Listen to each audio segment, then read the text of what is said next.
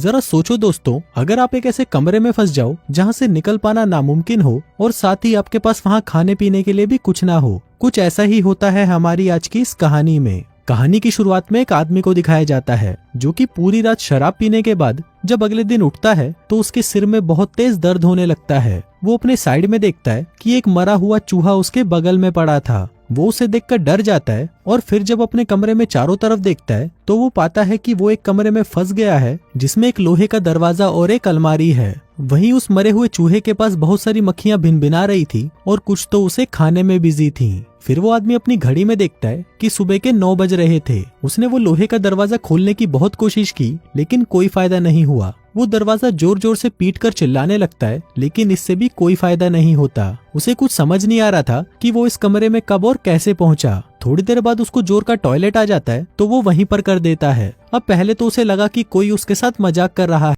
हे movie के चाहने वालों, हम आपके लिए लेकर आए हैं एक धमाका ऑफर।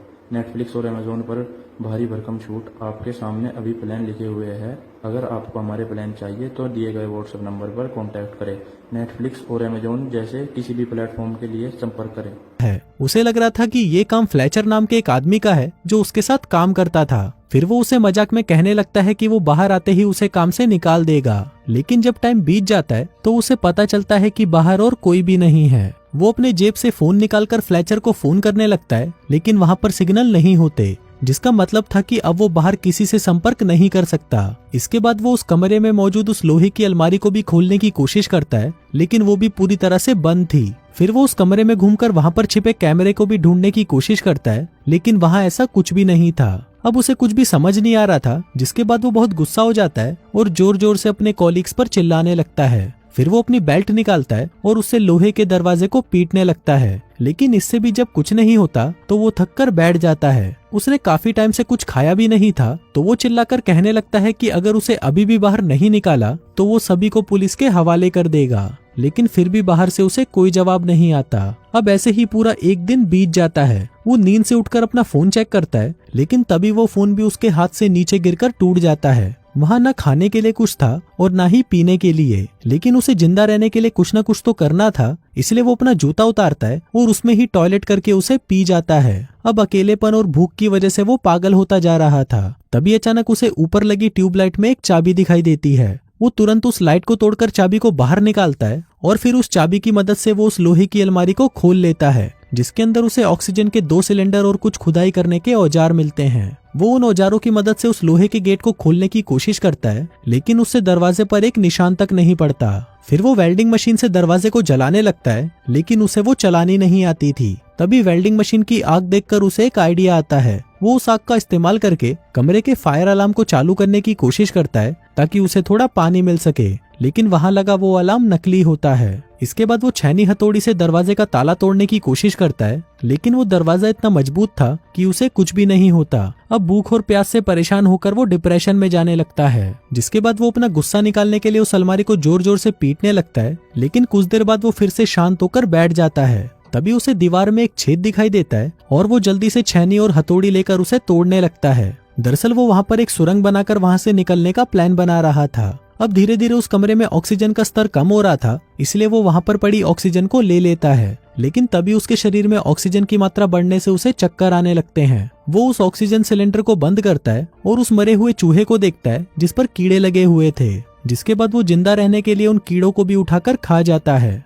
फिर लंच के बाद वो सुरंग बनाने का काम जारी रखता है। अब काफी मेहनत के बाद उसने वो छेद बड़ा कर दिया था और उसे दीवार के अंदर मौजूद लोहे के सरिये दिखाई देने लगे थे। फिर वो उस वेल्डिंग मशीन की मदद से उन सरियों को काट देता है और सुरंग बनाना फिर से जारी रखता है। कुछ ही देर बाद उसे वहाँ पर रोशनी दिखाई देने लगती है जिसे देखकर वो बहुत खुश हो जाता है। अब वो छेद इतना बड़ा हो चुका था कि वो उससे बाहर निकल जाए, लेकिन फिर जैसे ही वो उस दीवार से दूसरी तरफ जाता है तो वो ये देखकर शॉक्ड हो जाता है कि दूसरी तरफ भी वो वैसे ही एक कमरे में आ चुका था, जिसका मतलब था कि उसकी सारी मेहनत खराब हो चुकी थी। अब वो गुस्से में पागल होकर उस लोहे के दरवाजे को पीटने लगता है। फिर थोड़ी देर बाद वो शांत होकर कमरे में इधर उधर देखता है तो उसे वहाँ पर कोने में एक लोहे का बॉक्स दिखाई देता है। फिर वो उस बॉक्स को ओपन करता है और पाता है कि उसके अंदर एक लड़की बेहोश पड़ी है। फिर जब वो आदमी उस लड़की को जगाता है तो वो लड़की बुरी तरह डर जाती है। फिर जब वो उससे बात करने की कोशिश करता है तो उसे पता चलता है कि वो दोनों एक दूसरे की भाषा नहीं जानते थे। वो लड़की डरकर उसी के ही पुराने कमरे में जाकर छिप जाती है।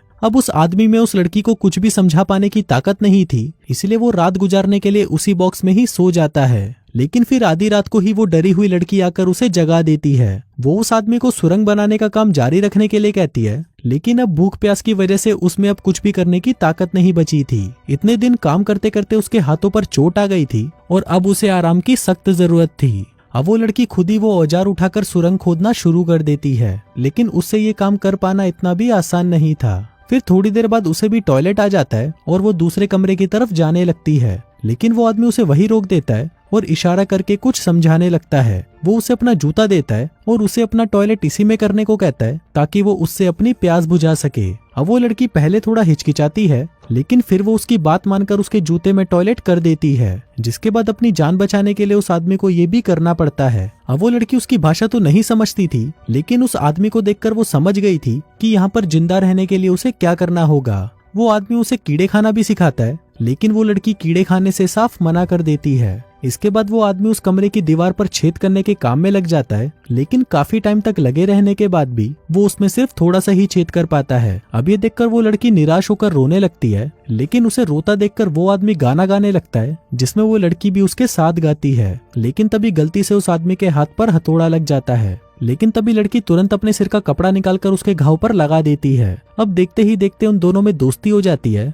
और फिर वो दोनों साथ में खुदाई करने लगते हैं। तभी अचानक लोहे के दरवाजे का ताला अपने आप ही घूमने लगता है। वो दोनों भागकर उसके पास जाते हैं, लेकिन तभी वो ताला फिर से घूमकर पहले जैसा हो जाता है। अब काफी देर तक ट्राई करने के बाद उन्हें समझ आ जाता है कि जब तक वो दरवाजे की तरफ पीठ करके रखेंगे तब तक वो दरवाजा खुला रहेगा। अब धीरे धीरे वो दरवाजे की तरफ पीठ करके उसके पास जाते हैं, जिससे वो उस दरवाजे को खोल लेते हैं और तीसरे कमरे में पहुंच जाते हैं। लेकिन बदनसीबी से ये भी वैसा ही कमरा था, जिसमें एक खाली कब्र रखी हुई थी और बाकी दो कमरों की तरह लोहे का दरवाजा भी था। तभी लड़की जल्दी से पिछले कमरे के सारे औजार लेकर वहां पर आ जाती है। इसके बाद वो दोनों इस दरवाजे को भी पहले की तरह खोलने की कोशिश करते हैं, लेकिन उनकी काफी कोशिशों के बाद भी वो दरवाजा बंद ही रहता था। अब उनके पास वो कब्र खोदकर सुरंग बनाने के अलावा और कोई रास्ता नहीं बचा था। अब उस आदमी के शरीर में बिल्कुल भी ताकत नहीं थी और वो चक्कर खाकर बेहोश हो जाता है, लेकिन वो लड़की बिल्कुल ठीक थी क्योंकि उसने इतना ज्यादा काम नहीं करा था। तभी उस आदमी के शरीर में बुखार आना शुरू हो जाता है। अब उस आदमी को लगने लगता है कि शायद उन्हें यहाँ पर जिसने कैद किया है वो उन दोनों को एक दूसरे को मारते हुए देखना चाहता है, इसलिए बाहर निकलने के लिए उनमें से एक को मरना होगा। अब ये सब कुछ खत्म करने के लिए वो आदमी उस लड़की को मारने के बारे में सोचने लगता है, लेकिन वो ऐसा नहीं कर पाता। अब उस आदमी की जिंदा रहने की सारी इच्छाएं खत्म हो चुकी थी, इसलिए वो खुद को ही उस कब्र में बंद कर लेता है और मौत का इंतजार करने लगता है। वहीं वो लड़की उसे थप्पड़ और घूंसे मारकर जगाए रखने की कोशिश करती है, लेकिन वो आदमी उसे कुछ भी रिस्पॉन्ड नहीं कर रहा था। फिर वो उस आदमी को बाहर निकालती है और उसे जमीन पर लेटाकर सुला देती है। अब वो भी सबसे तंग आ गई थी, इसलिए वो दरवाजे के पास जाकर चिल्लाने लगती है, लेकिन उसे बाहर से कोई आवाज नहीं आती। इसके बाद वो अपने आंसुओं से उस आदमी की प्यास बुझाती है, क्योंकि अगर वो आदमी मर गया तो वो लड़की भी ज्यादा देर तक जिंदा नहीं रह पाएगी। फिर कुछ देर बाद वो लड़की अपने कपड़े उतारना शुरू कर देती है। वहीं बेहोशी की हालत में भी वो आदमी समझ जाता है कि वो लड़की उसके साथ क्या कर रही है, जिसके बाद जैसे तैसे वो लड़की उसे जगाए रखने की कोशिश करती है, जिसके कुछ ही देर बाद वो दोनों थककर जमीन पर सो जाते हैं। फिर थोड़ी देर बाद जब उस आदमी की आंख खुलती है तो वो देखता है कि वो लड़की उसके पास ही सो रही है। फिर वो रेंगते हुए दूसरे कमरे तक जाता है और बॉक्स में से एक कपड़ा उठाकर उसे उस लड़की को उड़ा देता है, जिसके बाद वो कमजोरी से एक बार फिर बेहोश हो जाता है। तभी उसे ताले की घूमने की आवाज सुनाई देती है, जिससे वो दोनों तुरंत उड़ जाते हैं और पिछली बार की तरह इस बार भी वो दोनों पीठ दिखाकर दरवाजे की तरफ जाने लगते हैं। अब वो आदमी इतना ज्यादा कमजोर हो चुका था कि वो खुद से चल भी नहीं पा रहा था। तभी वो लड़की किसी तरह उसे सहारा देकर अपने साथ दरवाजे तक ले जाती है। फिर वो उस दरवाजे को खोल लेते हैं और एक खूबसूरत सी जगह पर पहुंच जाते हैं। ये दुनिया किसी स्वर्ग से कम नहीं थी और इतना सुंदर नजारा उन दोनों ने आज तक नहीं देखा था। अब वो दोनों एक दूसरे की तरफ देखकर खुशी से मुस्कुराने लगते हैं, क्योंकि इतनी मुश्किलें सहने के बाद उन्हें इसका अंत इतना खूबसूरत जो मिला था। और इसी के साथ ही ये कहानी यहीं खत्म हो जाती है।